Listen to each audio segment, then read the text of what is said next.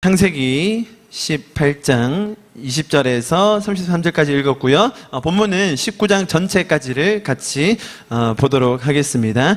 오늘은 창세기 연속 설교 39번째 시간이고요. 오늘 본문은 18장 후반과 19장 전체가 되었습니다. 저희가 지난 2주간 조금 특별한 시간을 가졌었지요. 여러분 기억나십니까? 2주 전에는 저희가 아이들이 이 본당에서 좀 마음껏 뛰어놀고 저희 어른들은 잠옷실로 들어가서 또 모임을 하고 말씀을 나누는 시간을 가졌고요. 그리고 지난주에는 우리 원주 하나교회에서 우리 신윤구 전도사님께서 요한복음 3장 16절 말씀을 가지고 놀라운 하나님의 은혜라는 제목으로 말씀을 나눠주시는 아주 귀한 시간이 있었습니다. 참 감사하고 좋은 시간들이었죠, 그죠?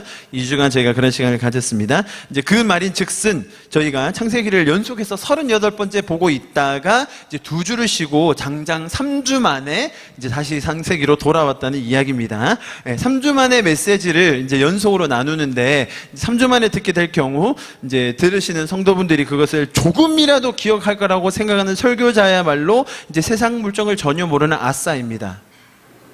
아싸가 뭔지 아시나요? 아웃사이더. 이제 그냥 자기만의 세상에서 갇혀 사는 이렇게 몇 명이 있거든요. 이렇게. 제가 또 그런 사람이 아니라는 거 여러분 아시잖아요. 그죠? 그래서 오늘은 3주 전과 같은 본문으로 오늘 말씀을 나눕니다. 사실 3주 전에 제가 말씀을 나눌 때 이미 이 같은 본문으로 2번 정도 나누겠다고 제가 말씀을 드렸었죠. 그것도 기억하시지 못하겠지만 그래도 같은 본문으로 나누겠습니다. 오늘도 제가 이제 말씀을 준비하다 보니까 이제 같은 본문, 여러분 너무 잘 아신 소돔과 고모라 본문인데요. 3주 전에 한번 나눴고 이제 오늘로 마무리하려고 하다가 또 이제 10장이 넘어가는 바람에 한 주를 더 하겠습니다. 그래서 오늘과 다음 주까지 이 소돔과 고모라라는 참 어둡고 무거운 주제를 가지고 3주를 한번 나눠보겠습니다. 자, 18장 후반절과 오늘 읽은 본문과 19절까지는 조금 긴 내용이지만 저희가 잘 아는 내용이 전개됩니다. 제가 3주 전에는 아주 좀 자세하게 설명드렸었는데요. 이렇게 정리하면 좋을 것 같습니다. 내용을 팩트별로 이렇게 적어봤습니다. 아브라함의 의인 청원, 오늘 읽었던 본문이죠. 의인이 있으면 어떻게 하시렵니까? 의인이 조금이라도 있으면 의인과 악인은 함께 멸하시겠습니까? 라는 아브라함의 의인 청원이 있었습니다. 그리고 나서 19장, 오늘 읽진 않았는데요. 그 다음 내용을 제가 이렇게 적어드린 걸 보면서 한번 떠올려 보십시오. 여러분 아는 내용입니다. 두 천사가 하나님은 거기 계시고 두 천사가 이제 소돔과 고모라를 방문합니다. 그때 성문에 있던 롯을 만나지요. 그래 롯이 이렇게 이야기하면서 저희 집에 와서 묵으시라고 하는 그런 대화의 장면 기억하실 겁니다. 그런데 집으로 들어가서 이제 먹고 쉬려고 하는데 소돔 사람들이 원근 각처에서 젊은 사람부터 늙은 사람까지 남자들이 몰려와서 이 사람들을 내놓으라고 합니다. 내놓으라는 이유는 강간하기 위해서였습니다. 참 어마무시한 사건이었죠. 이 사람들의 상태를 알 수 있는 사건이었습니다. 그리고 이제 천사가 롯의 가정을 피난시켜 줍니다. 혹시 다른 가정이 있냐? 사위들이 있습니다. 그러면 데리고 가라. 사위들한테 얘기했더니 뭐라고 했어요? 웃으면서 농담으로 여기더라. 그래서 도저히 안 돼서 천사들이 손을 잡고 데리고 나갑니다. 빨리 도망가라고 그랬더니 또 롯이 안 된다고, 좀 가까이 가면 안 된다고 뭐 이런 실랑이를 벌이죠. 그 장면 기억하실 겁니다. 그리고 나서 이제 도망가는데 이제 불과 유황으로 심판이 내리는 장면 우리가 잘 기억하고 있습니다. 그리고 나서 정말 황당무계한 사건, 롯의 딸들이 아버지로 술 취하게 해서 잠자리를 같이 해서 아이들을 임신하고 출산하게 되죠. 이런 우리가 이해하기 힘든 장면들이 이렇게 벌어집니다. 자, 이 이야기들의 팩트적인 부분은 아마 여러분들 대부분 아실 거라고 생각합니다. 모르시더라도 괜찮아요. 제가 이야기를 나누면서 좀 풀어드리겠습니다. 이 이야기의 흐름 속에서 보면 사실 우리가 가지게 되는 몇 가지의 의문들이 있어요. 도대체 이 성경에 적혀있는 이 내용들은 지금 뭘 말하려고 하는 걸까? 어떤 의미일까? 이 사람들은 왜 이렇게 행동했을까? 이 사람들이 말하는 것의 참 의미, 성경이 전달하려고 하는 바는 무엇일까? 라는 궁금증을 많이 가져보셨을 겁니다. 그런데 이 전제하에 다 무너집니다. 뭡니까? 악한 소돔과 고모라에 내리는 하나님의 정의의 심판. 자, 이것이 워낙 큰 대주제로 되어 있기 때문에 우리가 가지는 의문들, 소돔과 고모라 사람은 좀 억울하지 않을까? 아브라함이 한 기도 저거는 우리도 저렇게 해야 되는 건가? 뭔가 우리가 알게 모르게 생기는 의문들이 약간씩 있어요. 읽다 보면 하나님의 성품과 인간의 속성들을 잘 고려해 볼 때 이게 앞뒤가 맞나? 지금 여기에 나오는 장면만 이렇게 따로 이렇게 떼서 해석해야 되나? 성경에는 다른 구절도 있는데, 성경에는 다르게 말하는 구절도 있는데 왜 이 장면에서만 그렇게 해석해야 되지? 라는 의문이 생기려는 순간 모든 것을 잠재우는 전제 뭡니까? 소돔과 고모라는 악하다. 그리고 악한 소돔과 고모라를 정의 하나님은 심판하신다. 끝. 예. 그러면 이제 우리의 의문과 질문들은 다 수그러들죠. 감히 어디? 이런 대전제 앞에 우리의 인간적인 생각으로, 인본주의적인 생각으로 의문을 제시할 수 있을까라는 이제 꼬리내림을 하게 됩니다. 여러분 그러지 않으셨습니까? 저는 많이 그랬던 것 같아요. 자, 일반적으로 이런 팩트가 있다 보니 사람들이 해석을 하게 되는 패턴이 있어요. 제가 그 패턴을 아주 유명한 주석을 가지고 와서 제가 여러분에게 보여드렸었죠. 기억나시나요? 옥스포드 원어 주석이라고. 성경은 한 권인데 주석은 몇 권이라고요? 110권. 110권도 한 권이 다 성경보다 두꺼워요. 그래서 이제 목사님들이 보통 이렇게 서재를 큰 서재를 가지신 목사님들은 다 있어요. 다 있고, 가격은 얼마라고 했죠? 성경은 한 2만 원 정도인데 요건 한 200만 원 이상. 뭐 요 정도 가지고 있어야 담임 목회하는 거죠. 네. 저희는 자리가 없어서 그냥 안 뒀어요, 저는. 네. 그냥 제가 지금부터 보여드리는 해석은 옥스포드 원어 주석에 나오는 해석입니다. 오늘 18장 후반절과 19장에 나오는 해석을 일반적으로 어떻게 하는가 제가 이렇게 정리해봤습니다. 이거보다 좀 더 많은데요. 한 12가지 정도로 정리해봤어요. 끈기 있고 간절한 기도가 응답을 받습니다. 자, 아브라함의 기도를 이렇게 해석한 거죠. 끝까지 포기하지 않고 기도해야 된다. 그래서 의인 10명에서 그쳤는데 아브라함이 의인 1명까지라도 내려갔어야 된다. 1명까지라도 내려갔으면 롯이 의인이어서 그 소돔과 고모라가 구원받았을 거다라고 해석하는 겁니다. 말이 안 되죠. 네, 말이 안 됩니다. 제가 계속 설명해 보겠습니다. 그리고 아브라함의 간구는 그리스도의 중보 사역을 예포합니다. 오늘 설명 나올 거예요. 하나님은 의인의 간구를 외면치 않으십니다. 여기서 말하는 의인이 누굽니까? 아브라함이죠. 아브라함이 의인이라고 생각하는 겁니다. 왜요? 아브라함 왜 의인입니까? 자, 다음. 성도는 자기의 기도의 결과를 관찰해야 됩니다. 어딘가요? 아니요. 하나님은 의인과 악인을 함께 멸하시지 않습니다. 자, 여기서 말하는 의인은 누구예요? 롯이죠, 롯. 여기서 말하는 의인은 롯이고 악인은 롯 외에 전부 다 소돔과 고모라 사람들 됐죠? 여기서 말하는 의인은 그거고요. 다음, 성도는 자기 기도의 결과를 관찰해야 됩니다. 아브라함이 소돔과 고모라에 유황불이 내려가 연기가 막 피어날 때 아침 일찍 일어나서 봤더라 이런 표현이 나와요. 그래서 우리는 기도의 결과를 관찰해야 된다고 얘기하고, 성도가 죄의 자리에 머물러 있을 때 고통을 당하게 됩니다. 뭐 이건 맞죠. 성도가 하나님을 따르는 사람이 죄의 자리, 소돔과 고모라 같은 데 있으면 힘들죠. 고통스럽습니다. 맞습니다. 다음, 또 하나님은 성도의 간구에 풍성한 은혜로 응답하십니다. 아브라함은 단지 의인을 간구하면서 청혼했을 뿐인데 롯의 가족 전체를 살려주시는 은혜를 베풀었다. 뭐 그런 내용이고요. 부름받은 성도, 여기서 부름받은 성도는 누굽니까? 여기서 미련을 버려야 된다. 여기서 부름받은 성도는 롯의 아내죠. 괜히 뒤돌아봐가지고 세상에 미련을 가지면 안 되는데, 미련을 가지고 뒤돌아봐서 내가 가지고 있던 저 샤넬 저기 구찌 그런 거 없으신가요? 이런 거 이렇게 보다가 이제 확 망해버린 거죠. 그래서 부름받은 성도는 여기서 말하는 롯의 아내입니다. 다음, 하나님의 말씀에 대한 불순종은 멸망을 초래합니다. 자, 여기서 뉘앙스를 보시면 여기서 나오는 멸망은 누가 주시는 거죠? 하나님이 주신다는 거예요. 일반적인 해석은 그렇다는 겁니다. 자, 세상에 대한 심판은 전혀 예기치 않은데 갑자기 임합니다. 그래서 우리는 항상 긴장하고 깨어 있어야 한다라는 걸 강조하고요. 자, 세상에 대한 최후의 심판은 철저하고도 엄정하게 한 명도 살아남지 않고 다 죽으니까 조심해라. 괜히 너희도 믿는다고 까불지 말고 언제 양과 염소에서 어디로 갈지 모르고 알곡과 가라지에서 어디로 갈지 모르니까 조심해야 된다라는 공포심을 조장합니다. 그리고 성도는 자녀에게 신앙의 모범을 보여야 합니다. 롯의 딸들이 그랬다는 것을 근거로 이런 말씀이 나오는 겁니다. 자, 12개 나왔는데요. 저는 사실 솔직히 말하면 아까 뭐였죠? 성도가 죄의 자리에 머물러 있을 때 고통을 당합니다. 뭐 요 정도는 공감이 됩니다. 그 외에 11가지는 하나도 동의가 안 돼요, 저는. 하나도 동의가 안 돼요. 여러분 동의가 되셨어요? 제가 3주 전에 요거를 좀 자세하게 풀어드렸었습니다. 아마 조금 기억이 나실 부분도 있을 텐데요. 자, 그렇다면 제가 오늘 이 같은 본문을 요걸 가지고 제가 좀 지난번에 좀 길게 얘기했다면 오늘 본문을 가지고 조금 다시 한번 이야기를 해보겠습니다. 먼저 18장 23절 같이 한번 읽어볼까요? 시작. 아브라함이 가까이 나아가 이르되 주께서 의인을 악인과 함께 멸하려 하시나이까. 여러분 잘 기억하십시오. 지금 나오는 이 18장 후반절의 본문은 성경이 말하는 원리가 아닙니다. 하나님이 우리에게 주시는, 하나님께서 세상을 움직이시고 하나님께서 우리를 대하시는 원리가 아닙니다. 지금 18장 후반절에 나오는 이 표현들은 아브라함이 하나님을 알아가는 과정인데 하나님을 정확하게 알지 못해서 생기는 오해입니다. 보십시오. 하나님은 의인과 악인을 함께 멸하십니까? 안 하십니다. 근데 아브라함은 어떻게 전제를 하고 있습니까? 하나님은 의인과 악인을 함께 멸하신다. 그래서 멸하시려니까? 라고 묻는 거예요. 그럼 안 되지 않으시겠어요? 하나님께 제안하는 거예요. 왜? 아브라함의 입장에서는 이런 하나님은 의인과 악인도 함께 멸하실 수 있다고 전제하고 있는 것이죠. 이해하시겠습니까? 네, 이것은 아브라함의 전적인 오해입니다. 지금 이제 아브라함의 첫 멘트인데요. 뒤에 나오는 모든 멘트가 다 오해입니다.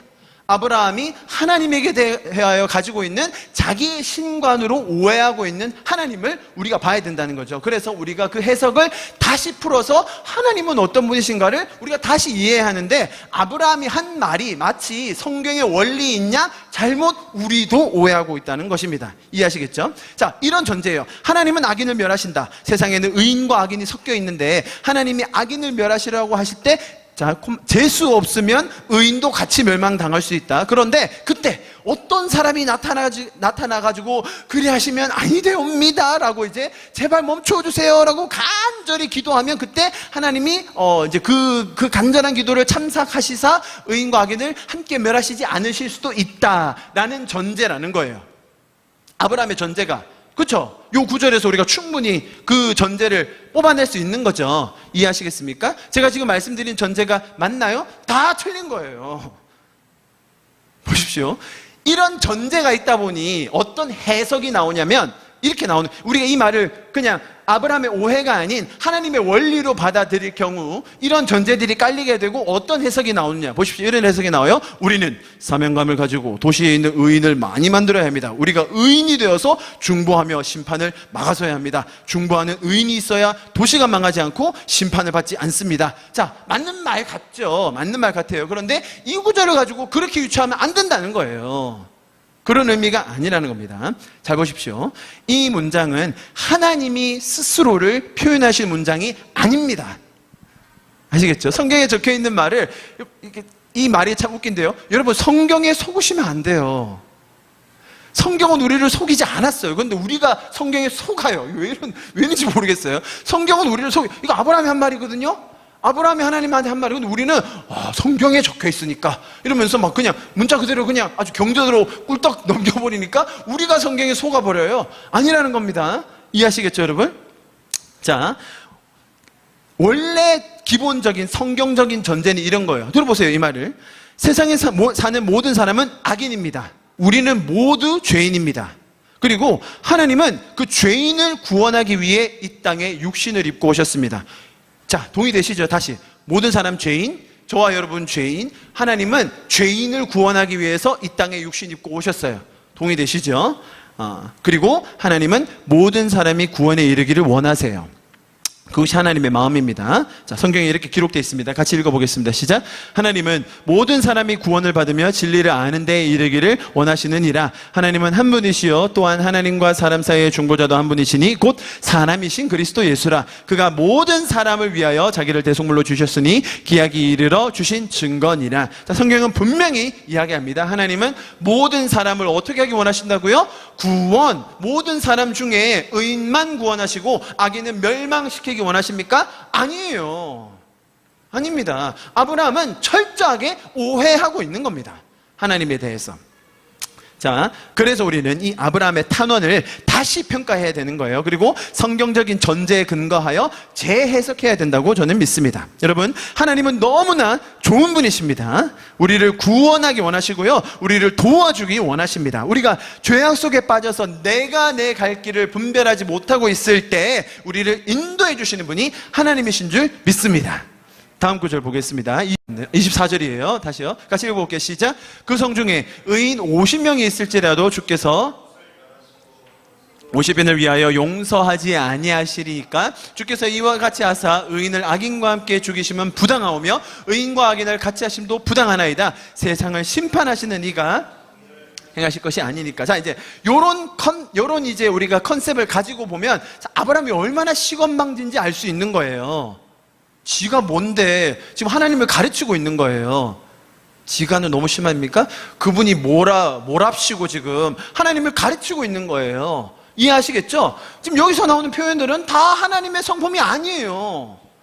여러분, 하나님은 용서하십니까? 용서 안 하십니까? 용서하십니다. 몇 번 용서하시나요? 70번씩 7번 정도요? 그러면 하나님은 끝까지 용서하세요. 할렐루야. 그분이 우리 아버지십니다. 하나님은 그러신 분이세요. 하나님은 용서하십니다. 그런데 아브라함은 용서하는 것에 아주 짠 하나님으로 인식하고 있는 거예요. 그렇지 않습니까? 네. 아브라함의 걱정이 이만저만이 아니에요, 지금. 네? 하나님을 제대로 모르니까 행여나 용서치 않으실까봐, 부당하게 판결하실까봐 불안해하며 하나님께 탄원하고 있는 겁니다. 마치 불의한 재판장하게 하는 것처럼. 아브라함처럼 오해하는 분들이 있다면 기억하십시오. 하나님은 용서하시는 분입니다. 하나님은 언제나 정의를 행하십니다. 억울하게 생각이 들도록 내버려 두지 않으십니다. 아멘. 아브라함, 당신이 걱정하지 않으셔도요, 하나님은 그렇게 하십니다. 우리는 그렇게 이해해야 된다는 거예요. 여러분, 이 아브라함의 이 설레발, 오지랖, 높아심이 좋은 마음입니다. 그죠? 아브라함의 마음은 좋은 마음입니다. 인간적인 마음, 가족을 위하는 마음, 사람들을 살리고 싶어하는 마음, 이 갸륵함을 100번 이해합니다. 그러나 그가 가진 하나님에 대한 오해마저도 우리가 그대로 받아들인다면 그것은 기독교의 진리를 2번 죽이는 일이 됩니다. 하나님을 2배로 이해 못하게 된다는 거예요.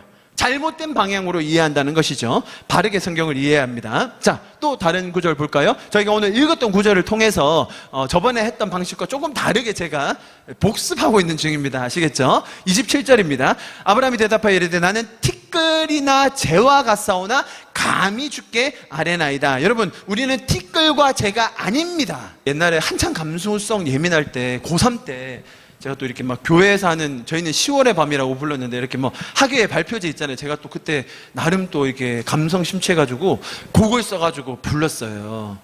그때 이제 저를 어떻게 표현했냐, 지렁이, 뭐 이런 재, 티끌 이렇게 표현했거든요. 근데 이제 저를 이렇게 가르쳐 주신 선생님이 너무 그렇게 비하하지 마라, 우리는 하나님의 자녀다, 뭐 이렇게 얘기해 주셨던 기억이 나요. 자, 여러분, 우리는 티끌과 재가 아니에요. 그런데 보십시오. 이방신들 앞에서 인간은 항상 이런 존재입니다. 그래서 우리가 인간이 티끌이다, 재다, 먼지다라는 표현은 우리가 하나님의 광대하심과 높으심을 볼 때 당연히 그렇지요. 그렇지만 하나님은 우리를 어떤 존재로 여겨주세요? 자녀. 하나님은 우리의 아버지. 자, 여러분, 또 참 어려운 게 뭐냐면, 이 가부장적인 사회에서 자란 우리는 아버지라고 하면 또 부담이 있어요. 그림자도 밟으면 안 되고, 왠지 말도 걸면 안 될 것 같고, 식사 때 먼저 숟가락 대면 괜히 한 대 맞을 것 같은 아버지. 또 자녀라고 하면 어떤 이미지가 있어요? 항상 땡깡 부리고 말 안 듣고 사고 치는 우리. 여러분, 이게 가부장적인 사회에서 있는 일반적인 이 부모와 자녀 간의 관계를 하나님께 대입하시지 마시고요, 하나님께서 우리를 자녀로 불러주셨다는 말의 의미는 보십시오. 2가지입니다. 동질성, 같음. 2번째는 친밀감이에요. 그러니까 하나님이 우리를 자녀로 불러주실 때는 하나님과 우리가 같은 존재로 그만큼 친밀하게 보낼 수 있는 자들로 우리를 만들어 주셨다는 거예요. 아시겠죠? 그러니까 아브라함이 가지고 있는 인간관 뭡니까? 나는 티끌, 재. 그분은 누구예요? 감히 범접할 수도 없는 저 높이 계신, 우리가 손도 닿을 수 없고 말도 걸 수 없고 감히 함부로 쳐다볼 수도 없는 그런 원래 인간들이 가지고 있는 신관이라는 거예요. 이거 틀린 겁니다, 여러분. 이해하시겠죠? 아브라함이 가지고 있는 신관 많이 잘못됐고요, 인간관 맞는 면도 있지만 여기서 그치면 안 된다라는 말입니다. 이해하시겠죠? 기독교에서 말하는 위치는 전혀 그렇지 않습니다. 우리는 자녀입니다. 아멘. 멀리 다른 구절 찾아보지 않아도요, 저희가 읽고 있는 이 18장, 지금 창세기 18장이에요. 저기 뭐 신약의 서신서 아니고요, 저기 뭐 계시록 아니고요, 창세기 18장 17절 18절에서 우리를 뭐라고 대해주시는지 한번 보시라는 거예요. 우리가 이 구절 가지고 한 주 설교했었죠, 그죠? 같이 한번 읽어보겠습니다. 시작. 여호와께서 이르시되 내가 하려는 것을 아브라함에게 숨기겠느냐? 아브라함은 강한 나라가 되고 천하 만민은 그로 말미암아 복을 받게 될 것이 아니냐. 무슨 말입니까? 하나님은 우리에게 숨기지 않으세요. 자, 여기서 아브라함이니까 그렇죠. 아브라함 같은 선지자인데 아브라함이니까 이렇게 숨기시지 않는 거.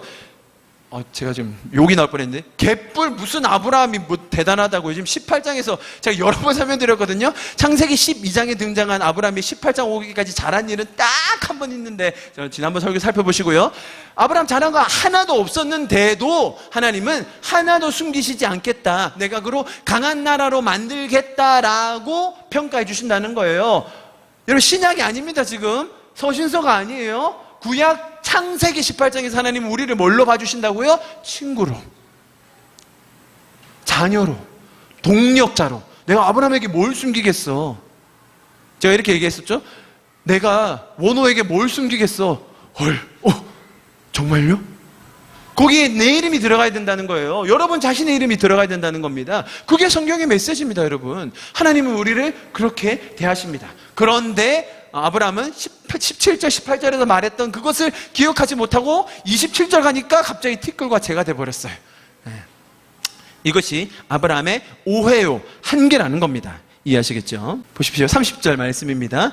제가 이렇게 아브라함이 이르되 내 주여 노하지 마시옵고 말씀하게 하옵소서. 거기서 30명을 찾으시면 어찌하려 하시나이까 이르시되 내가 거기서 30명을 찾으면 그리하지 아니하리라. 자, 여러분, 아브라함이 반복적으로 같은 말을 이제 반복하면서 조금씩 숫자를 낮춰갑니다. 마치 이제 장사꾼들이 딜하는 것 같아요. 그죠? 점점 깎아가면서. 그런데 여러분, 세상에서 만약에 이런 식으로 가격을 깎아 내려가면 물건 파는 사람 입장에서 짜증 나겠죠.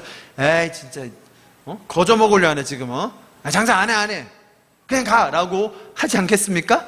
아브라함처럼 지금, 한두 번을 깎아야지. 여러분, 옷을 살 때 한 10번 깎으면 주인이 팔겠어요? 무슨 말인지 이해하시겠죠? 여러분, 세상은 그렇습니다. 세상은 쪼잔하고요, 협상, 대화, 타협의 여지가 별로 없어요. 한 번 깎으면 많이 깎은 걸까요? 우리 아주머님들은 잘 아시는, 일단 많이 툭 쳐서 이제 주인과 이제 협상하는 걸 중간으로 이렇게 너무 터무니없게 부르고, 이제 옷가게 주인은 그거 너무 터무니없다고 하면서 이제 올리면 이제 그 중간 정도 협상의 기술 아시잖아요. 한 번 이상 하기가 참 어려워요. 그런데 아브라함은 한 번이 아니라 6번 그렇게 합니다. 자, 세상 신도 똑같이 아마 그럴 거예요. 무슨 말이냐면 세상 신도 아주 쪼잔하고 협상하지 않고 이런 경우에 때려치우라고 할 겁니다. 그래서 아브라함도 하나님께 여쭈면서 자꾸 물어보고 또 뭔가 쪼잔하게 조금씩 깎고 하는 것 같아 송구스럽고 두려웠나 봅니다, 아브라함이요. 그래서 하나님이 노할 거라고 생각했어요. 아브라함은 하나님이 어떤 분이시다? 내가 이렇게 자꾸 뭔가 딜하는 것처럼 뭔가 자꾸 요구하고 말씀드리고 귀찮게 하면 하나님은 노하실 거다라고 오해했습니다. 여러분, 하나님은 노하지 않으십니다. 요게 진리예요. 하나님은 노하지 않으세요. 여러분, 하나님이 여러분에게 막 화내신 적 있으세요? 지금까지 신앙생활 하시면서? 여러분이 죄 짓거나 막 아니면 곤고함 속에 막 광야 같은 세월을 보내고 있거나 아니면 막 갈 바를 몰라서 헤매고 있거나 시험 기간에 이렇게 폐인처럼 살고 있을 그때에 하나님이 나타나셔가지고, 야, 너 지금 뭐 하는 거야? 내가 세월을 아끼라고 그렇게 얘기했는데 너 좀 맞아야겠다라고 하신 적이 있으신가요? 하나님이 여러분에게 화내신 적이 있으세요? 한번 여러분 생각해 보십시오. 하나님이 여러분에게 단 한 번이라도 화내신 적 있나요? 여러분이 주관적으로 느끼는 뭔가 하나님이 나한테 지금 불편해 하시는 것 같아, 뭐 이 정도 말고, 야 이놈의 자식아 라고 하면서 화내는 거, 지금 아브라함이 말하는 노하는 거는 화내는 거잖아요. 하나님이 여러분에게 화내신 적 있냐는 말입니다. 자, 요 말씀 한번 읽어보겠습니다. 시편 103편 8절 잘하는 말씀이죠. 읽어보겠습니다. 시작. 여호와는 긍휼이 많으시고 은혜로우시며 노하기를 더디하시고 인자하심이 풍부하시도다. 자, 하나님이 노하기를 더디하신다. 자, 여기서 더디한다는 말은 몇 번 정도 참고 화내신다는 말입니까? 보통 이제 부부 사이나 연인 사이, 친구 사이에서 여러분들은 몇 번 정도 참았다가 이제 화를 빵 터뜨리세요? 보통 뭐 3번만 참으면 살인을 면한다고 하는데요. 여러분 친구 중에 한 10번 정도 참으시는 분 없으신가요? 정말로 성품이 너무 좋아가지고 그냥 아무리 화를 돋구고 막 염장을 질러도 한 100번 정도 참는 친구가 있나요? 예, 그럴 수도 있겠죠. 그럴 수도 있습니다. 그죠? 정말로 성품이 좋거나 아니면 간이 없고 쓸개가 없거나. 예? 그런데 자, 하나님이 노하기를 더디하신대요. 우리가 이해할 수 있도록 표현해 주신 거예요. 시간과 공간을 초월하신 하나님이, 하루가 천년 같고 천년이 하루 같은 그분이 노하기를 더디하신대요. 그래서 잘 화를 안 나신대요. 많이 참으신대요. 몇 번 참으실까요? 뭐 한 10,000번? 한 10만 번? 많이 써볼까요? 한 100만 번? 그 정도 참으시겠죠? 제가 말하려는 요지가 뭔지 아시겠어요? 자, 여러분, 하나님 화 안 내세요. 끝. 성경에 나오는 그러면 그 화낸다는 표현 막 내가 진노하여 막 불일도록 막 해가지고 막 심판한다는 표현 나오죠? 오늘 그거 나눌 겁니다. 하나님 화 안 내십니다. 끝입니다. 자, 잘 생각해 보시면요. 하나님이 화내실 필요가 없어요. 여러분 인생사에서 경험해 보지 않으셨습니까? 화내서 해결될 일이 하나도 없습니다. 제가 이제 부모로서 우리 아이들에게, 이제 아이들이 다 크면 이제 화내봤자 소용없다는 거 다 아시죠? 예? 화내면 자기만 손해잖아요. 그런데 어린 자녀들 키우다 보면 화가 이빠이 납니다. 그래서 이 부모 양육, 이제 부모 교육을 할 때, 자녀들을 양육할 때 1원칙이 있어요. 1원칙. 제일 중요하고 우리가 부모로서 가장 기억해야 될 원칙이 뭐냐면, 감정을 섞어서 훈육하면 안 돼요. 아이들을 훈육하고 양육할 때 뭔가 잘못했을 때 그 사실을 정확하게 설명해주고, 걔가 선택한 것, 그리고 선택에 대한 결과를 말해주면서 내 마음과 그런 것들을 잘 설명해주는데, 야 이놈아 왜 그랬어? 라고 하면 아이들은 그 감정을 받아들이고 팩트를 놓치는 거예요. 이해하시겠죠? 그러니까 막 이렇게 부모가 화를 내면 자녀들은 그 화난 부모에 대한 감정에 집중해서 내가 뭘 잘못했는지, 내가 앞으로 어떻게 해야 되는지를 알지 못하고, 우리 엄마 화났다, 우리 아빠 화났다, 나 울어야 돼, 뭐 이런 메커니즘으로 간다는 거예요. 그러나 이제 부모가 되어보면 잘 안 되죠. 어제만 해도 화를 한 30번 정도 낸 것 같고, 이제 그런 거예요. 그래서 화를 내지 않고 자녀를 양육하는 것이 1원칙이에요. 1원칙. 감정을 섞지 말아야 된다. 화를 내지 말아야 된다. 이유를 아시겠죠? 똑같아요. 하나님이 우리에게 화를 내실 이유가 없어요. 필요가 없어요. 화내면 뭐가 달라집니까? 화내면 우리가 더 순종하나요? 아니에요. 전혀 그렇지 않아요. 오히려 화내면 부작용만 생깁니다. 우리가 그것도 알고 있는데, 자녀 양육에서도 그걸 알고 있는데, 우리는 하나님은 항상 화내신다고 오해하고 있는 거예요. 마치 아브라함처럼. 성경에 말하는 하나님은 더디 노하신다라는 말의 뜻을 우리가 잘 이해를 못합니다. 인간 수준에 갇혀가지고, 맞아, 하나님이 더디 화내시긴 한데 내가 이 정도 했으면 아마 화내실 것 같아, 도저히 못 견디실 것 같아 라고 우리는 스스로 착각한다는 거죠. 여러분 기억하십시오. 여러분들이, 우리가 이해할 수 있는 언어로 말씀드리겠습니다. 하나님은 화 안 내십니다. 아시겠죠?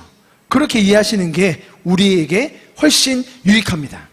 31절 말씀 좀 여러분 같이 읽어보겠습니다. 시작. 자, 여기서 보면 아브라함이 뭐라고 얘기합니까? 감히 내 주께 아뢰나이다. 하나님께 말씀드릴 때 뭔가 황송하게 성은이 만극하나이다 라고 하면서 이야기하는 아브라함의 태도를 볼 수 있죠. 그죠? 보통 그렇게 얘기하죠. 왕에게만 나아가도 성은이 만극하옵니다 하고, 신에게 나아갈 때는 물론 그런 자세를 가지고 가야 된다고 우리는 생각합니다. 죄인들은 그렇게 생각해요. 세상 신은 그렇게 인간을 대합니다. 이거 오해입니다. 여러분이 혹시 억울한 일이 있을 때, 뭔가 땡깡을 부리고 싶을 때, 화가 날 때 누구한테 푸십니까? 보통은 사람들은 다른 사람들에게 풀려고 합니다. 사람들에게 내 억울함을 호소하고, 넌 그렇게 하면 안 되지, 야 너가 나를 이용하는 거야? 너 지금 무슨 소리를 그렇게 하는 거야? 라고 사람들에게 화풀이할 때가 많아요. 여러분, 죄인은 다 그런 겁니다. 저와 여러분도 그렇습니다. 여러분, 하나님께 하소연할 수 있어요. 하나님께 감히 말할 필요 없어요. 여러분, 하나님께는 땡깡 부리셔도 됩니다. 하나님께 막 하소연하셔도 됩니다. 하나님께는 어떤 말도 반복적이어도 해도 됩니다. 아브라함은 하나님을 오해하고 있는 겁니다. 마치 세상 사람들이 다른 신들을 그렇게 생각하듯이 아브라함도 그렇게 하나님을 착각하고 있었습니다. 여러분, 하나님은 그런 분이 아니십니다. 하나님은 우리가 소리 지르고 땡깡 부르고 불평하고 원망하는 것에 대해서 전혀 부담스러워하지 않으십니다. 우리가 마치 테이프 반복해서 틀어놓은 것처럼 한 말 또 하고 한 말 또 하고 그래도 괜찮습니다. 하나님은 그거 다 받아주시고요. 하나님은 그런 우리의 마음을 누구보다 잘 아시고 위로해 주시고 힘을 주시기 원하시는 분이신 줄 믿으시기 바랍니다. 아멘. 자, 이제 그래서 여기까지가 이제 18장에 대한 복습이었습니다. 조금 다른 각도로 보니까 도움이 되시죠? 그죠? 아브라함의 청원이 왜 잘못됐는지. 그러니까 아브라함의 청원 때문에 하나님이 소돔과 고모라를 해서 롯을 구해주셨다. 그리고 우리는 그런 청원을 더해서 도시들을 구해내야 된다. 이런 유추는 지금 본문에서는 잘못된 거라는 이야기입니다. 아브라함의 이 의인 탄원에 대한 정확한 이해가 되었기를 바라고요. 자, 오늘 여러분과 다루고 싶은 내용도 지난주에 나눴던 내용의 연속입니다. 저희가 19장 들어가면서 본격적으로 소돔과 고모라에 대한 배경 그리고 이야기가 전개 진행되었었는데요. 지난주에 다뤘던 포인트를 정리하면 이런 거였어요. 1번이 뭐였냐면 소돔과 고모라에 가시는 이유. 하나님께서 소돔과 고모라에 찬양하시죠. 아브라함을 만나고 이제 둔천사가 먼저 방문합니다. 소돔과 고모라를 방문하는 이유가 뭐였습니까? 우리는 흔히 소돔과 고모라는 악의 상징이기 때문에 천사가 가는 이유 자체를 뭐라고 생각해요? 멸망시키기 위해서. 그러나 성경은 그렇게 얘기하지 않았어요. 뭐라고 얘기했습니까? 18장 공동번역으로 20절 21절 같이 읽어보겠습니다. 시작. 자, 여러분 보십시오. 소돔과 고모라의 사람들은 너무나 자연스럽게 그런 문화 안에 살고 있었어요. 그죠? 그 땅은 마치 에덴 동산 같이 보기 좋았어요. 우리가 창세기 13장 10절에서 봤었죠. 그죠? 그 땅은 마치 여호와의 동산 같더라. 에덴 동산처럼 살기 좋은 곳으로 보였어요. 그러면 살기 좋은 곳에, 살기 좋아 보이는 곳에 사는 거 잘못입니까? 거기서 무슨 영적인 분별력이 있어서 저 땅은 곧 멸망이 임할 거야 라고 어떻게 가란 말입니까? 말이 됩니까? 그 땅에 롯이 하나님이 심판하실 것도 모르고 갔다라고 롯을 정죄하는 거는 말도 안 되는 거예요. 그리고 더 말이 안 되는 것은 롯이 의인이라서 구원받았다며요. 근데 그 의인인 롯이 그것도 분별 못하고 그 땅에 기어 들어갔다는 말입니까? 앞뒤가 안 맞는 거예요. 여러분, 소돔과 고모라는 너무 살기 좋은 곳이었고 사람들이 많이 모였습니다. 제가 말씀드렸죠. 우리가 생각하는 것보다 훨씬 더 많은 사람이 모였을 겁니다. 많은 사람, 죄인이 많이 모이다 보면 어떻게 됩니까? 죄가 관영하게 되는 겁니다. 죄가 더 많아지게 되는 거예요. 그 죄가 창궐해질 때 인간은 스스로의 죄로 인하여 파멸되게 됩니다. 자, 이 순서를 기억하십시오. 사람이 많이 살면, 죄인이 많이 모이면 죄가 더 많아지고 그 죄로 인하여 인간은 스스로 파멸의 길, 자멸의 길로 갈 수밖에 없는 거예요. 그게 당연한 원리입니다. 자, 그러한 상태가 바로 소돔과 고모라의 모습이었습니다. 그런 그들이 부르짖습니다. 뭐라고요? 살려달라고. 이건 아니지 않냐고. 자, 하나님의 형상으로 지음 받았기 때문에 그들도 내면에 이 영적인 이 본능에서 이건 아닌 거 아니야? 우리 다 이렇게 살고 있는데 지금 우리의 기준으로 볼 때 성적인 타락, 지금 저희의 기준으로 볼 때 말도 안 되는 상황, 손님을 내놔서 내가 강간해야겠다라고 말하는 이해 안 되는 상황을 그들은 마치 자연스러운 문화로 살고 있다는 거예요. 그죠? 이 밖에서 굴러 들어온 놈이 우리의 재판관 노릇을 하려고 하느냐라고 하면서 윽박지르면서 그냥 그렇게 그 손님들을 겁탈하려고 하는 문화가 그들 안에 다 있었어요. 그런데 다 그렇게 살고 있는 와중에 하나님의 형상으로 지어진 그들이 이건 아닌 거 아닙니까? 우리가 이렇게 살아도 되는 겁니까? 뭔가 이상한 것 같아요 라고 하는 부르짖음이 아까 우리가 봤죠? 부르짖음이 너무 많다는 거예요. 저 아우성을 내가 참아 들을 수 없다. 여기서 말하는 아우성이 누구에게 부르짖는 소리인지는 몰라요. 그러나 우리가 충분히 생각해 볼 수 있죠. 그들이 그 땅에 살면서 이건 아닌 것 같아요. 난 못 살겠어요. 힘들어요.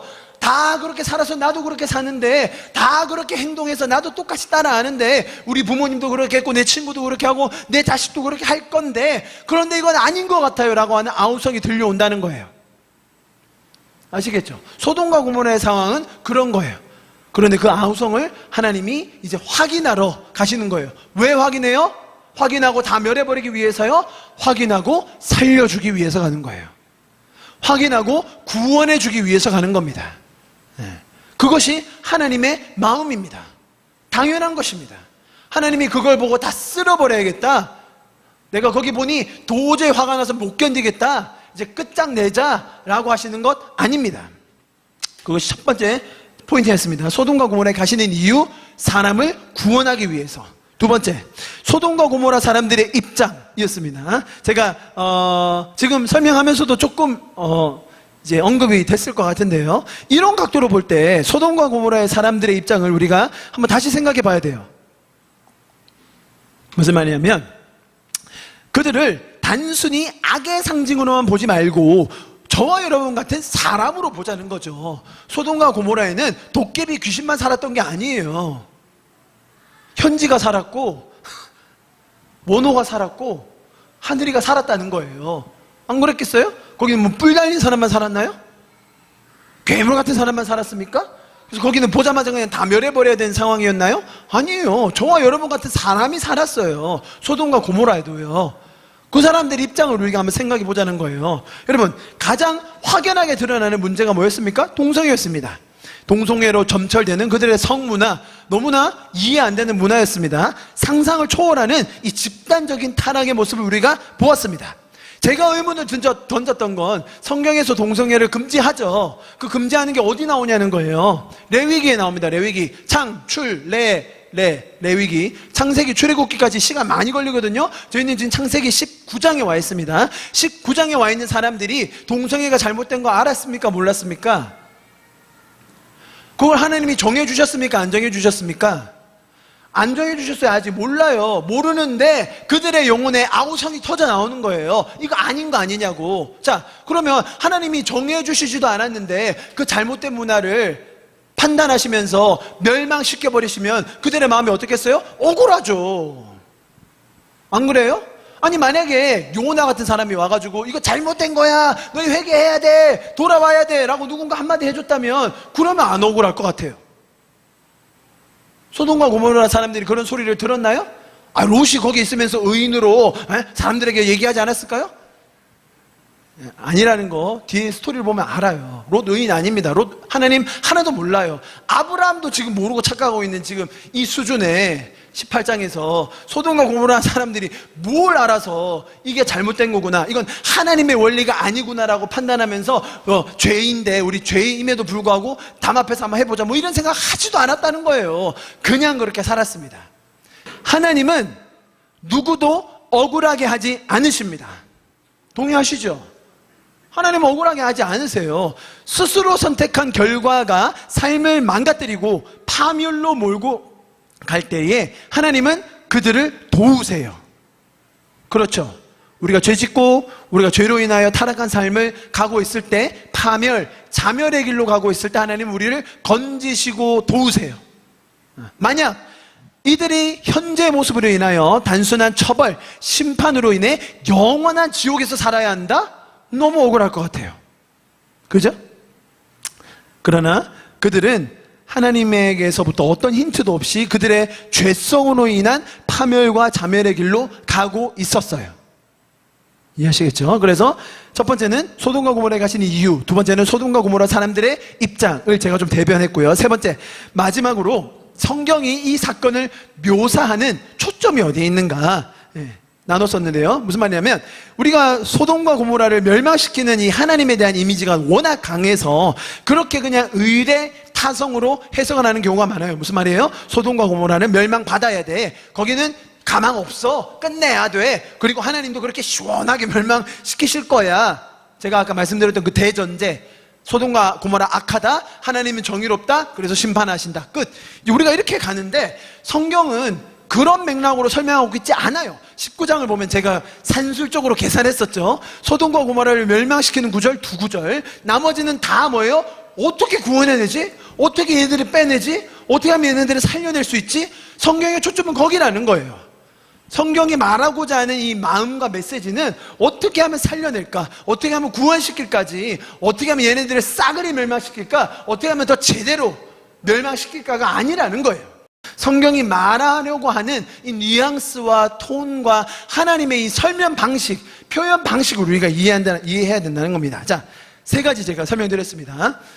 자, 이렇게 제가 설명을 드렸는데 참 노파심이 생깁니다. 동성애가 기독교의 가장 큰 난관이 된 이런 상황 속에 제가 이런 식으로 설교를 하는 게 참 부담됩니다. 제가 일말이나마 마치 소돔과 고모라 사람들을 옹호하는 것처럼 들려질까봐 좀 걱정스러워요. 그게 아닙니다. 저는 아니에요. 이렇게 다시 한번 하고 조심스러워요. 마치 제가 그 사람들이 한 행동을 정당하다듯이 얘기하려고 하는 게 아니에요. 진짜로 솔직히 말씀드리면 이 소돔과 고모라 본문으로 설교들이 많이 있거든요. 이 검색 많이 나와요. 이 소돔과 고모라의 타락을 전제로 자 요거를 지금 시대와 이렇게 딱 연결시켜가지고 지금이 얼마나 타락된 시대인지 뭐 그런 것만 이렇게 데이터 들이밀 수 있잖아요. 많거든요. 들이밀면서 지금 시대는 아주 타락했고 그리고 하나님의 공의가 얼마나 살벌한지 자 그래서 우리가 얼마나 깨어 있어야 되는지 기도해야 되는지 자 요런 메커니즘으로 딱 설교하면 조회수가 많이 올라가요. 소돔과 고모라에 대한 설교는 대부분 이렇게 결론이 나요. 한번 들어보십시오. 아까 그 옥스퍼드 주석을 일반적으로 이제 설교로 풀어내시면 목사님들이 어떻게 설교하시는지 제가 해볼게요. 자, 지금부터 아멘 하시면 안 되고, 아멘 하시면 안 되고 한번 들어보십시오. 소돔과 고모라는 역사상 가장 타락한 도시였습니다. 그런 결과로 공의로우신 하나님은 당연히 그곳을 심판하셨습니다. 그러나 아브라함의 중보기도를 통해 우리는 중요한 원리를 배우게 됩니다. 비록 그 도시가 타락하긴 했지만 결론적으로 소돔과 고모라가 정말 망한 이유는 중보하는 의인 10명이 없어서입니다. 지금 현재 서울, 부산, 도쿄, 또 어디 있나요? 오사카, 베이징의 상태를 보면 소돔과 고모라 못지 않습니다. 다 타락했습니다. 그런데 망하지 않는 이유는 중보하는 의인이 남아있기 때문입니다. 아브라함의 심정으로 아브라함과 같은 열심으로 기도를 했기 때문에 하나님이 멸망을 지연하고 계신 겁니다. 문제는 의인입니다. 의인 10명만 있으면 도시가 망하지 않습니다. 하나님은 의인을 찾으십니다. 세상이 악하다고 욕할 것이 아니라 세상을 위해 중보할 10명이 우리가 되어야 합니다. 하나님의 중보가 아브라함의 중보가 절실히 필요한 때입니다. 하나님은 우리 때문에 이 도시를 멸하시지 않을 것입니다. 우리가 그런 중보자가 되어야 합니다. 중보자들 때문에 지금까지 역사 속에서 우리가 멸망되지 않고 있는 것입니다. 자, 여러분 이런 설교 많이 들어보셨죠? 예, 다 좋은 말 같아요. 뭐 그렇게 하지 말라고 하는 거 아닙니다, 여러분. 제가 지금 이 드린 말씀에서 이런 해석에서 기도의 중요성, 타인을 위하는 중보하는 마음, 도시의 죄를 마치 내 일처럼 여기는 긍휼의 마음을 폄하하자는 게 아니에요. 예? 이해하시겠죠? 기도의 중요성, 남을 먼저 여기고 또 긍휼의 마음을 가지는 거를 폄하하자는 게 그거 좋은 거예요. 좋은 건데 지금 이 구절을 가지고 그렇게 해석하면 안 된다는 거예요. 아브라함의 중보를 너무나 오해했고 그리고 아브라함의 이 말을 마치 하나님의 원리처럼 받아들여서 10명이 없어서 망했다. 아니에요, 여러분. 하나님은 의인이 남아있어서 멸망시키시지 않는 거 아닙니다. 그렇지 않습니까? 의인 한 명이 있어야 멸망받지 않는 겁니까? 아니에요. 우리 다 죄인입니다. 하나님은 우리를 긍휼로 끝까지 구원해 주기를 원하시지 우리를 멸망시키기 원치 않으십니다. 하나님 화 안 내십니다, 여러분. 잘 동의가 안 되십니까? 네. 다시 한번 제가 또 설명드려 볼게요. 그러니까 아브라함이 말한 것을 마치 하나님의 룰인 양 우리가 가지고 있으면 이런 오해를 가진다는 겁니다. 여러분 도시를 위해 중보하십시오. 네. 그리고 여러분 다른 사람을 귀히 여기고 긍휼하는 마음으로 섬기십시오. 맞아요. 그런데 여러분이 있어야 나 때문에 우리 때문에 도시가 지금 멸망받지 않고 있는 거야. 그러면서 마치 자기 의가 엄청 세져요. 우리가 기도했기 때문에 뭐 이런 옛날에 그런 얘기 많이 들어보셨죠? 목사님들이 어디 뭐 집회 갔다 오시면 비행기 타고 갔다 오세요. 뭐 그러면서 이렇게 간증하세요. 이 사람들이 지금 내가 이 비행기를 타고 있기 때문에 이 비행기가 추락하지 않는 걸 알아야 될 텐데 그러면 안 들어보셨어요? 저 진짜 많이 들었는데 그러면서 자기는 의인이고 본인은 그리고 의인이 있어야 이 비행기가 사고 안 난다. 지난주에 저희 비행기 추락해서 한지영 목사님들 다 죽은 뉴스 보셨어요? 거기 의인이 한 명도 없었나 보죠? 그 목사님들 중에는? 그럼 이게 우리가 기독교를 너무 천박하게 만들어요. 네. 기독교가 무슨 무당 점 치는 것처럼 염험한 사람 불러와서 무당 굿하는 것처럼 그렇게 만들어 놓는 거예요. 네. 마음을 다시 추스리고 다시 한번 좋은 태도로 좋은 감정으로 여러분 아브라함이 했던 이 의인 탄원은 하나님을 오해하는 데서 나왔고, 우리가 이 오해에서 만든 해석으로 인하여 마치 내가 중요한 것처럼, 마치 내가 살아나야 하나님이 우리를 보호하시는 것처럼 착각했어요. 여러분, 그것이 아니라는 거 조금 이해해 주셨으면 좋겠습니다. 자, 마지막으로 짚고 넘어야 될 게 있어요. 이게 좀 어려운 주제예요. 소돔과 고모라는 여러분 성경에 생각보다 많이 언급돼요. 성경 전체에서 소돔이라는 단어로만 검색해도 한 50여 군데 나옵니다.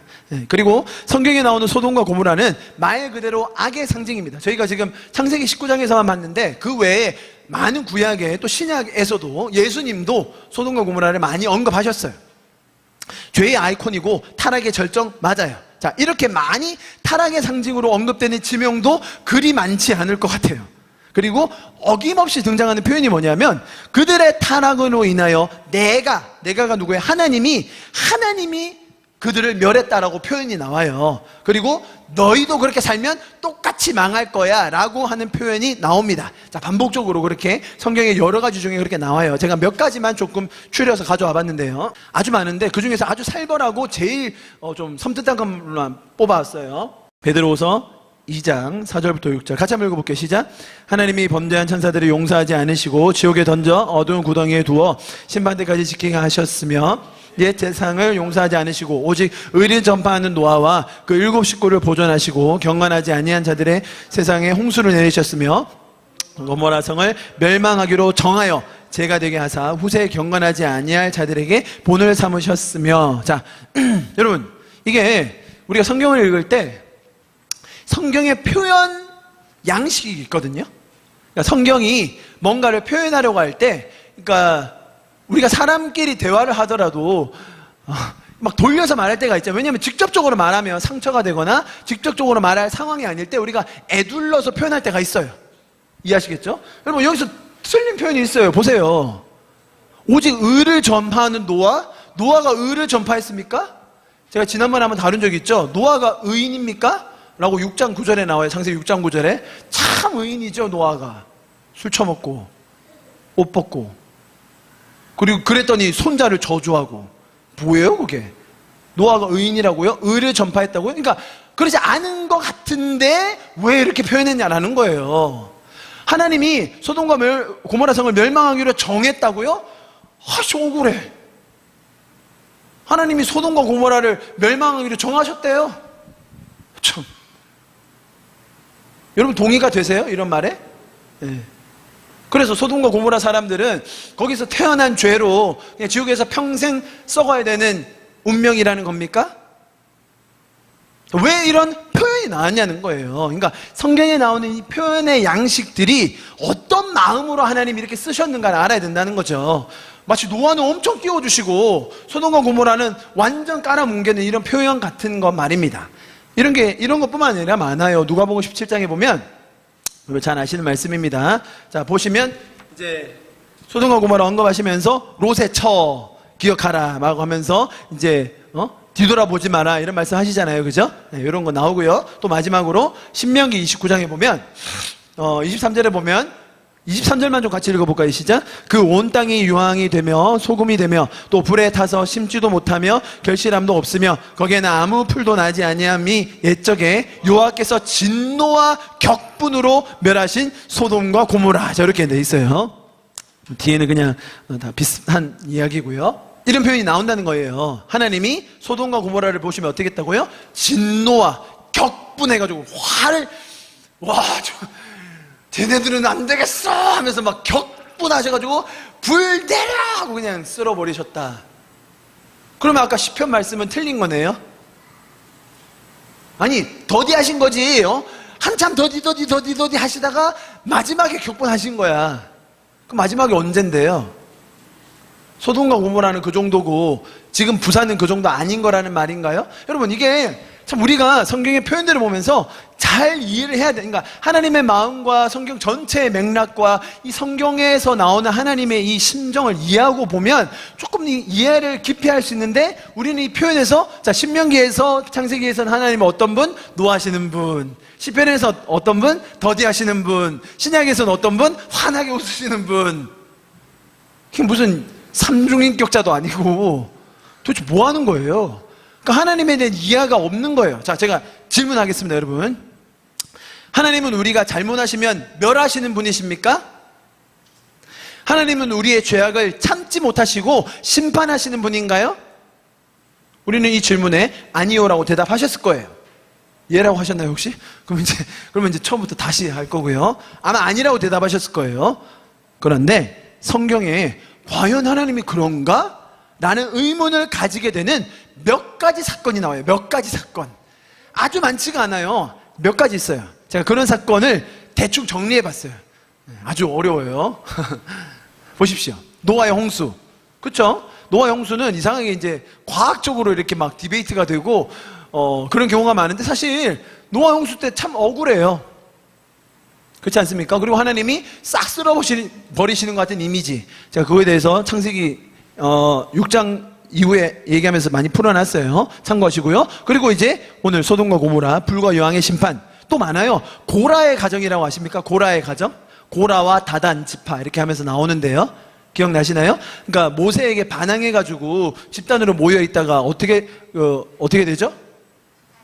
땅이 갈라져가지고 그냥 산채로 다 매장돼 버리는, 리더십에게 한번 잘못했다가 그냥 산채로 생매장 돼 버려요. 됐죠? 요거 참 이해하기 어려워요. 또 아간의 죄. 아간이 어떤 죄를 지었죠? 전리품을 취하지 말라고 했는데 아간이 외투 한 벌, 외투 너무 좋아가지고 외투 하나랑 은 조금 챙겼더니 어떻게 돼요? 바로 죽어버려요. 또 돌 맞아 죽죠. 또 아나니아와 삽비라. 아나니아와 삽비라 뭐 잘못했습니까? 재산 조금, 그러니까 다른 사람들 다 파는데 자기는 조금 팔아서 거짓말 해가지고 이제 교회의 거룩함을 지키기 위하여 죽여요. 혼이 떠나가 버리죠. 무시무시합니다. 베드로에게 잘못 지켜가지고. 자, 요런 거 또 있나요? 여기까지. 자, 성경에 나오는 몇몇 사건들 중에 대부분 우리가 은혜로 뭔가 긍휼하시는 하나님, 도우시는 하나님, 구원하시는 하나님에 대한 이미지가 있어요. 그런데 이런 사건들을 보면 하나님 너무 무서워요. 그리고 이해가 잘 안 돼요. 대부분의 설교는 그냥 여기서 하나님이 그렇다면 그런 줄 알아. 뭘 토를 달아. 잘못한 건 잘못한 거지. 진짜 잘못했어요, 여러분? 아나니아 삽비라가 그렇게 잘못했나요? 여기서 살아계실 분 몇 분 계세요, 지금? 헌금 제대로 다 했어요, 지금? 이 설교 들으면서 부담 안 가지고 헌금할 분이 있습니까? 하나님이 그런 분이세요? 그렇게 협박 줘서 윽박 질러가지고 헌금 탈탈 털게 하시는 분이세요? 여기 보면은 그런 것 같아요. 예? 고라 설교하면 리더십에게 감히 반항하는 소리 한 번이라도 했다가는 이 땅이 제대로 남아있겠냐고요. 그러면 하나님이 그런 분이시냐는 거죠. 제가 질문했잖아요. 하나님 우리가 죄 지을 때 뭐라고 질문했죠? 예. 잘못하면 멸하십니까? 아닌 것 같은데. 우리의 죄악을 참지 못하고 심판하십니까? 아닌데. 근데 여기는 뭐예요? 여러분, 성경에 생각보다 많지는 않아요. 그죠? 다 잘못했을 때 구원하시고 우리가 실수할 때 우리를 도와주시는 분이세요. 그런데 이런 몇 장면에서 그런 표현이 나와요. 오늘 우리가 읽었던 소돔과 고모라에 보면 하나님이 막 격분, 화내시는 것도 아니고 예? 그런 표현이 나와요. 표현. 그러니까 왜 그런 표현이 나왔을까라는 겁니다. 제가 오늘 지금 설교 말미에 지금 제가 9페이지인데요. 이렇게 무거운 주제를 꺼내가지고 여러분에게 괜히 긁어부스럼 하는 것이 제 실수라는 것 제가 잘 압니다. 제가 회개를 합니다. 용서를 구합니다. 그러나 오늘 이것을 좀 다루지 않으면 조금 찝찝할 것 같아서 오늘 잠깐 다루고 다음 주에 또 연속해서 다루겠습니다. 여러분, 지금 제가 말씀드린 이 사건들을 한 가지 맥락으로 다 풀어내는 건 좀 어려워요. 사건마다 특징이 있고 다른 부분이 있기 때문에 한 가지 맥락으로 다 풀기는 어렵지만 제가 오늘 여러분에게 좀 이해할 수 있는 한 가지 포인트를 좀 드리고 싶어요. 그래서 이것을 바탕으로 여러분이 좀 더 이해하시기를 바라고, 그러나 이 한 가지 포인트가 전체를 다 이해하기에는 조금 부족할 거예요. 자, 그걸 감안하시고 한번 들어주십시오. 아시겠죠? 한 가지 예를 한번 들어볼게요. 예를. 여러분, 자녀가 학교를 다니고 있는데 문제가 생겼어요. 말썽을 부렸어요. 사고를 쳤어요. 그래서 최후의 수단으로 담임 선생님이 그 자녀의 부모님을 불러요. 자, 학교로 불려가 보신 부모님들 계십니까, 혹시? 부모님이 학교로 불려가 본 적 있나요? 전 딱 한 번 있어요. 딱 한 번. 잘못해서 부모님 오신 적 기억 안 나시겠지만 딱 한 번 있어요. 제가 고1 때 불려간 적. 자, 그럴 때 부모님의 마음이 어떻습니까? 네. 상상이 가시죠? 또 자녀의 마음, 선생님의 그 마음, 이 상황 이해하시겠죠? 뭔가 혼나야 되고 또 잘못에 대해서 해결해야 되고 뭔가 사건 사고가 있었으면 또 책임도 져야 되고 뭐 그런 상황일 거예요. 자, 이런 상황입니다. 자녀가 말썽을 일으켰고 그것에 대한 책임, 또 후에 있을 조치, 뭐 상담 이런 많은 것들을 해야 돼서 부모님은 무거운 마음으로 선생님을 만나러 갑니다. 자, 자초지종을 다 들었습니다. 부모님이 선생님으로부터 들었어요. 자, 그리고 나서 부모님이 이렇게 말씀하세요. 들어보세요. 이게 다 제 잘못입니다. 제가 우리 아이를 잘못 가르쳤습니다. 제가 못나서 그런 것이니 차라리 저를 욕해 주십시오. 제가 벌을 받겠습니다. 그러니 우리 아이는 한 번만 용서해 주시고 앞으로도 학업을 잘할 수 있도록 도와주세요. 자, 이렇게 이야기했습니다. 부모님이. 그렇게 말을 많이 하지 않습니까? 이렇게 말하는 부모님의 심정 여러분 이해되시죠? 자, 그런데 이 말을 들은 선생님이 이렇게 반응합니다. 아이고, 그러셨어요? 제가 잘 몰랐네요. 저는 부모님이 잘 가르치신 줄 알았는데 잘못 가르치셨구나. 제가 몰랐네요. 그러면 부모님이 반성문 쓰시고요 10대만 맞고 가세요. 선생님이 만약에 부모님에게 이렇게 반응했다면 여러분 이런 반응이실 거죠. 그런데 웃긴 건 뭐냐면요 여러분, 우리가 성경을 읽을 때 이렇게 읽는다는 거예요. 그러니까 하나님이 왜 그렇게 표현했는가. 그러니까 제가 전문 용어로 하나님의 책임 전가예요. 하나님의 책임 전가. 보세요. 정말 소수의 부모님이 진짜로 잘못 가르쳤을 수도 있죠. 그러나 대부분은 그렇지 않아요. 야, 너 나가서 속 썩여라, 애 먹여라, 사고 쳐라 라고 하는 부모님이 어디 있어요.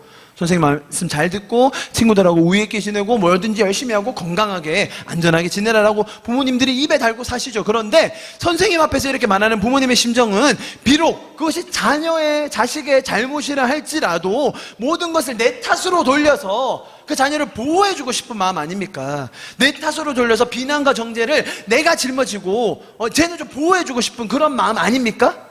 부모님의 심정 이해하시겠죠? 예? 아시겠죠? 자, 그것이 바로 이 사랑에 기반한 부모님의 표현이에요. 사실이 그렇다는 게 아니라 내가 사랑하는데 얘는 그냥 실수할 수밖에 없는 애고 얘는 계속 그렇게 사는 애인데 내가 사랑하는 마음으로 마치 내가 잘못한 것처럼 모든 책임을 내가 지겠다. 너 좀 살아라. 내가 잘못한 걸로 할게. 너는 그냥 구원받아라 라고 하는 부모님의 심정이에요.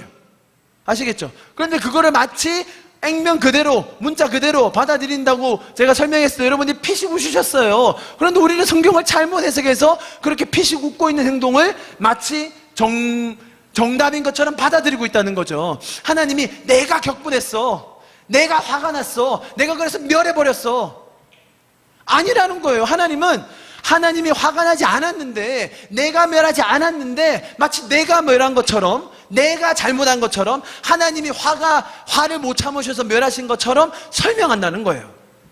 성경을 왜 제가 이런 해석을 하냐면, 성경 전체를 보시면요, 특히 사사기에 보면 이스라엘 백성들이 잘못을 해요. 그러면 어떤 이 처벌의 수단이 나오죠? 이방 민족이 나와요. 항상 이방 민족들이 와서 쳐요. 그러면 또 막 백성들이 울부짖으면 사사를 세우셔서 구원해 주세요. 그죠? 자, 그런데 근데 그 표현을 보면 내가 이방 민족을 들어서, 내가 이방 민족을 사용하여서 마치 회초리처럼 친다, 마치 처벌하는 것처럼 때린다라는 표현이 나옵니다. 여러분, 그런데 그 앞뒤 정황을 잘 살펴보시고 고대 그 상황을 살펴보시면 이방신들이 침략하는 건, 이방 민족들이 침략하는 건 당연한 겁니다. 하나님이 보호하시지 않고 하나님이 그들에 대한 관심을 떠나버렸을 때 이방 민족이 쳐들어올 때 그들이 당하는 것 당연한 상황입니다. 그런데 하나님은 표현을 어떻게 하세요? 저들이 날 떠났다, 저들이 날 섬기지 않는다, 내가 이방 민족을 들어서 내가 매를 치겠다. 자, 그러면 마치 누가 벌한 것처럼 나와요? 하나님이. 잘못은 누가 했어요? 이스라엘 백성이. 자, 여러분 보십시오. 그러니까 제가 그래서 이렇게 말씀드린 거예요. 성경의 표현 양식. 하나님이 화를 노하시기를 더디하신다. 그 말은 우리가 시간과 공간에 갇혀있는 우리가 이해할 때는 그래, 하나님이 좀 천천히 하시나 봐. 그런데 소돔과 고모라 정도 가면 격분하시나 봐. 우리는 이렇게 단순하게 생각한다는 거예요. 사람이라도 100번 정도 참는 사람도 있습니다. 소갈머리 없는 사람 자기도 모르고 1000번도 참아요. 하나님이 그거 못 참으신다고요? 하나님은 그럼 999번만 참으시고 화 격분 내십니까? 그게 아니라는 거예요. 하나님 화 안 내세요. 화낼 필요가 없어요. 사실 화내도 해결이 안 돼요. 그런데 화냈다고 표현이 돼 있어요. 왜냐는 겁니다. 성경에 보면 그런 표현이 나온다는 거예요. 마치 하나님이 화를 못 참으셔서 멸망시키신 것처럼, 마치 하나님이 그 민족을 쓸어버려야 됐다고 정한 것처럼 나온다는 거예요. 우리는 그 표현을 보면서 문자 그대로 선생님의 반응처럼, 아 그러셨군요, 하나님은 그렇게 정하신 거네요? 쌤통이네. 걔네들은 지옥의 불쏘시개로 써야 되나 보다. 결론, 지옥의 불쏘시개가 되지 말자. 어떻게 되지? 모르지 뭐. 우리가 성경에 대해서 이해할 때, 저희가 아까 읽었잖아요. 신명기, 누가복음 뭐 말고도 많아요. 선지서에도 많고 신약에도 많습니다. 그런 표현들을 보면서 하나님이 왜 소돔과 고모라에 대해서 이렇게 표현하셨을까? 그것을 있는 그대로, 액면 그대로만 받아들이면 하나님은 창세기와 시편과 신약에서 너무나 다른 하나님이 되어버린다는 겁니다. 저는 그것을 좀 해결하고 싶었던 거예요. 하나님은 동일하시고, 하나님은 지금도 과거에도 앞으로도 영원히 동일하신 분인데 우리는 왜 그것을 이해하지 못할까? 하나님은 선하시다고 믿고 하나님은 죄인을 멸하지 않으시는 분이라고 우리가 알고 있는데, 항상 그렇게 노래하고 우리가 그렇게 믿는데 왜 이 장면에서는 그러지 않을까? 왜 여기서 이렇게 표현해 놨을까? 그런 의문을 가지셔야 되는 거예요. 제가 그것에 대한 힌트를 오늘 하나 드린 것입니다. 여러분, 이러한 하나님의 마음, 성경의 표현 양식을 알면 알수록 우리는 하나님의 사랑이 더 절절하다는 것을 느낄 수 있는 거예요. 마치 내가 잘못했다고 이야기하는 그 부모의 심정처럼 하나님도 우리를 보호하기 위해서, 내가 죄지어서 내가 멸망의 길로 내가 자멸하고 있었는데 마치 하나님이 잘못하신 것처럼 그 책임을 전가하시는 하나님. 이해하시겠죠? 가장 높으신 분이 차라리 욕을 먹고 가장 거룩한 분이 되려 상함을 입는 자리를 우리를 위해 자처하신다는 겁니다. 여러분, 제가 말씀드렸듯이 아까 나왔던 그런 많은 사건들 있지 않습니까? 이제 그런 사건들을 제가 지금 말씀드리는 요 근거만으로 다 해석하는 건 쉽지는 않아요. 하나하나가 다 풀긴 어렵습니다. 뭐 제가 성경에 나오는 모든 스토리들을 제가 다 이해할 수 있다, 뭐 그렇게 말씀드리긴 힘들어요. 그러나 제가 오늘 말씀드린 이 관점을 하나 가지고 계셔도 사실 성경에 나오는 하나님의 표현, 성경에 나오는 이 하나님의 마음을 훨씬 더 잘 이해할 수 있을 거라고 저는 믿습니다. 오늘 설명을 좀 이렇게 마무리하고 여러분과 좀 기도하고 마쳤으면 좋겠는데요. 하나님의 마음은 언제나 인간을 향하고 있습니다. 언제나 인간을 위해서 일하시고 책임지시고 끝까지 지켜보아하시는 것이 하나님의 마음입니다.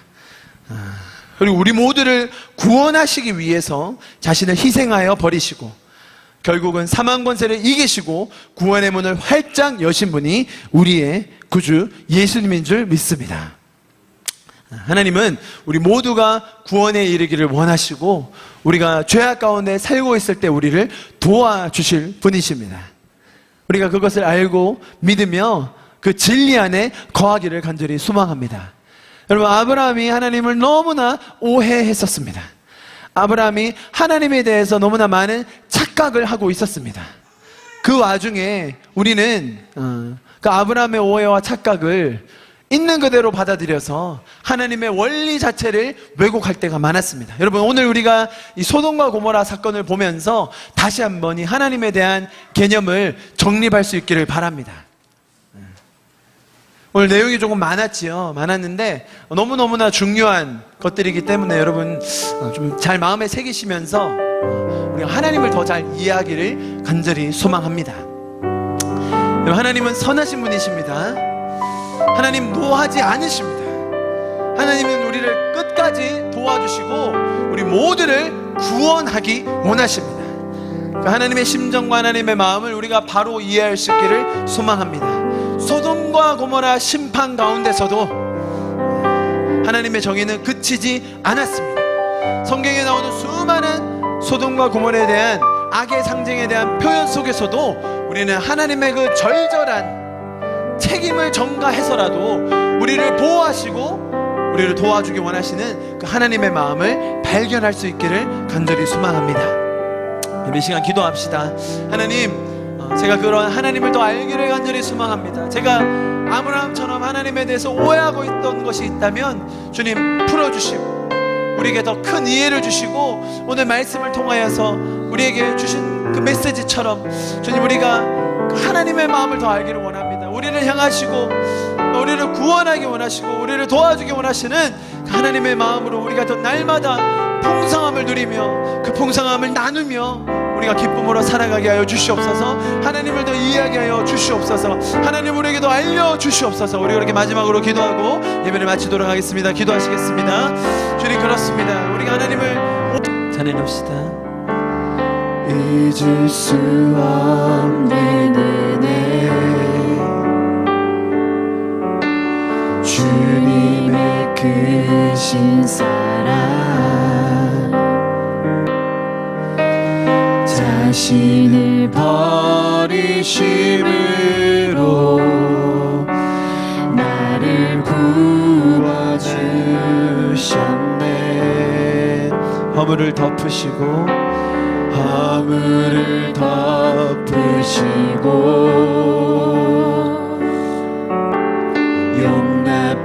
용납하시는 사랑 놀라운 주님의 사랑 내 맘을 녹이시네. 잊을 수 없는 은혜 잊을 수 없는 은혜 주님의 크신 사랑 주님의 크신 사랑 자신을 버리심으로 나를 구원하셨네. 허물을 덮으시고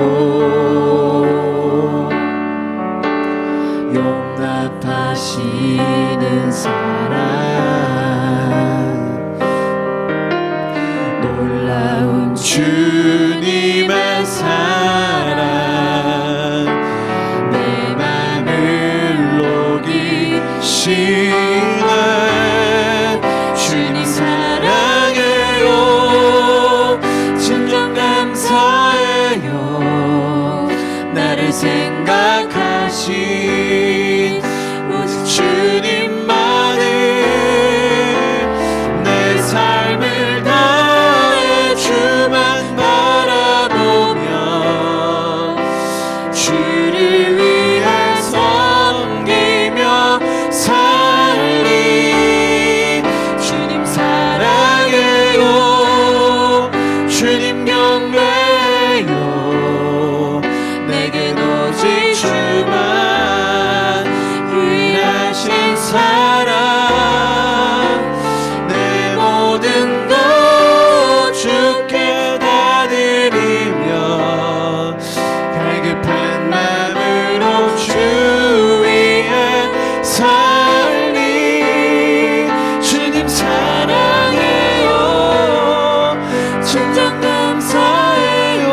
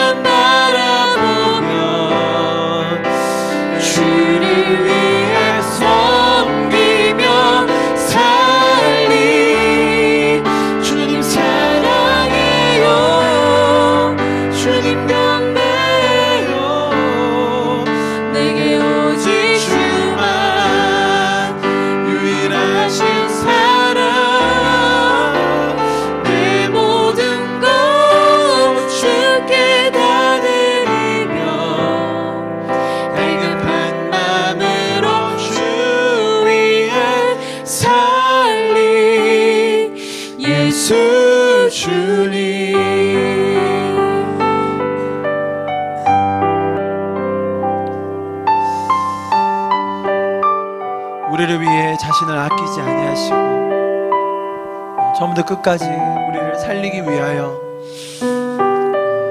우리를 구원하기 위하여 일하시고 수고하시고, 주님 너무나 감사합니다. 그 동일한 원리가 우리의 삶 가운데도 깨달아지게 하십시오. 그 동일한 하나님의 은혜가 우리의 삶 가운데도 충만하게 하여 주시옵소서. 그 동일한 은혜가 우리의 삶을 통하여 세상으로도 퍼져나가게 하여 주시옵소서. 주님 너무나 감사합니다.